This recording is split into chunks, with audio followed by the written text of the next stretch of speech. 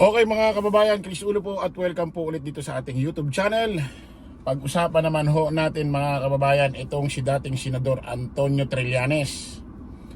At ito ho si 51 billion boy. Ganda ng tawag, no? 51 billion boy. Pag-usapan ho natin ito si dating Senador Antonio Trillanes. At ito hong si Congressman Pulong Duterte ng District 1 ba? Tama? Ng Davao? Na kung saan, alam nyo naman mga kababayan, matatandaan natin. Ito hong si dating Senador Antonio Trillanes na tumatakbo hong bilang mayor ho dyan ho sa Caloocan, Mapa North or Mapa North, hindi yung Mapa North Mapa North at Mapa South ng Caloocan. Tumatakbo ho bilang mayor ho. Pakisuportahan ho natin yan mga taga Caloocan ha, North at South. Mayor ho, Antonio Trillanes. Matatandaan ho natin si dating Senador Antonio Trillanes ay nagsampa ho ng kaso noong 2024 dito ho kay Congressman Pulong Duterte about ho sa smuggling ho ng droga. Ngayon ho, kahapon mga kababayan, may update ho dyan. Nako, matindi ito. Mukhang makukulong si Pulong Duterte rito ha. Pakinggan ho natin mga kababayan. Ito hong ginawa ho ni dating Senador Antonio Trillanes. Ano sabi? Ako po yung nag-file kahapon ng karagdagang ebidensya para sa 6.4 billion illegal drug smuggling case na isinampa ko laban kay Pulong. Di natin titigilan ang Duterte crime family. Nako po, Sus Mariosep. Bukod ho rito kay General Torre, saluduhan din ho natin ito si dating Senador Antonio Trillanes sa ginagawang at pinapakita niyang katapangan para labanan ho itong mga ginawa hong krimen ng mga Duterte, mga kababayan. At ano na kaya nangyari dito? Sa tingin niyo mga kababayan, kasi itong Davao, baha ho ng baha. Konting ulan, baha. O, di ba? Hindi ba iimbestigahan ho yung kung saan napunta yung pondo ng Davao na kung saan umabot daw ng 51 billion budget according Pax daw yan Pax daw yan according sa DPWH. Hindi ba ano yan? Oo, kasi Pax daw yan O, tingnan natin to ha. Pulong Duterte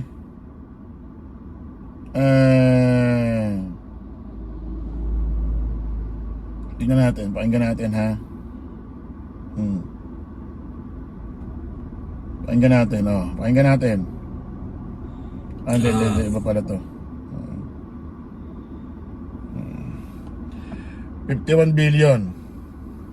Cost said based on data they gathered from a Philippine Congressional Panel calls for Sorry, ito. Inigan ang House Appropriations Committee na kailangan balansehin ng Kamara ang distribusyon ng budget sa mga mambabatas. Ito'y matapos magpahayag ng pagkadismaya si Davao City 1st District Representative Paulo Duterte sa ginawang pagbawas ng Kamara ng alokasyon ng budget sa kanyang distrito ngayong taon. Sa post sa social media ni Davao City 1st District Congressman Paulo Duterte noong January 9, binawasan umano ng 2 bilyong pisong alokasyon ang kanyang distrito at nag-iwan lamang ng 500 milyon para sa mga Davaoenyo ngayong taon. Pero ayon kay House Appropriations Committee Chair Elizalde Cook, gusto lamang nilang balansehin ang distribusyon ng pondo sa infrastructure projects sa mga distrito. So when I requested the Appropriations Committee and sa DPWH check the list, doon po ako nagulat. Base sa kanilang nakuhang datos mula sa unang termino ni Congressman Paulo Duterte noong 2020 hanggang 2022, sa panahon na presidente pa ang kanyang ama, umabot sa 51 billion pesos ang naibigay na pondo para sa infrastruktura sa kanyang distrito. Grabe. Wala bang, hindi ba ano to, hindi ba dapat imbestigahan to or ano? Kasi isipin mo, saan napunta kaya itong 51 billion pesos na ito, ano? Kasi kung may mga pinuntahan naman ito, wala namang problema, may mga mapapakitang resibo. Pero ang nakakapagduda kasi rito, para sa mga para sa mga instruktura na kung saan aayusin yung mga daan, yung mga ganito, para hindi bumaha, maayos ang mga daan. Ang ano ng mga taga-Dabawen nyo dyan, baha raw ng baha, konting ulan lang, baha na ng baha. So, bakit ganun? Saan dinala yung 51 billion pesos? Isipin mo, from 2020 to 2022, umabot ang pondo ng 51 billion. What? 51 billion? Ano yan? Dubai na ba yung lugar? Dubai na ba yung lugar ninyo? Noong 2020, pinanukala ng Malacanang ang 4.6 billion fund para sa kanyang distrito. Nang aprubahan ng Kongreso, nadagdagan ng 8 bilyong piso, kaya't naging 13 billion pesos. 2021, nagpanukala ang Malacanang ng 9.6 billion infrastructure budget para sa First District ng Davao. At pagdating sa Kongreso, ito ay naging mahigit sa 25 billion pesos. Noong 2022, ang panukala ng Malacanang ay 10 bilyong piso. Ito ay dinagdagan ng Kongreso at umabot sa 13 bilyong piso.